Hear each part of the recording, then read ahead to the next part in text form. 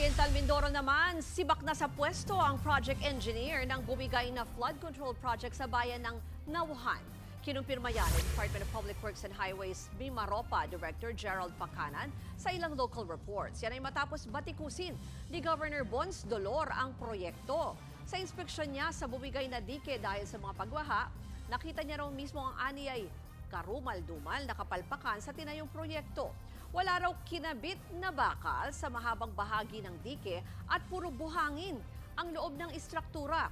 2023 pa nang ipatigil ni Dolor ang proyekto pero nagmatigas umano ang mga contractor nito. Dati na rin daw ibinulgar ng mga contractor na 1 billion pesos per kilometer ang halaga ng proyekto. Pinuna rin ng gobernador ang tila paghahati-hati ng kabuuang halaga ng mga ito para mapagbigyan umano ang iba't ibang kontratista. Pero para hati-hatiin natin ang isang proyekto, may reason. At ang reason, para po sa akin, ay hindi para sa kabutihan ng proyekto, kundi para maitago ang gusto nilang palabasin sa proyekto.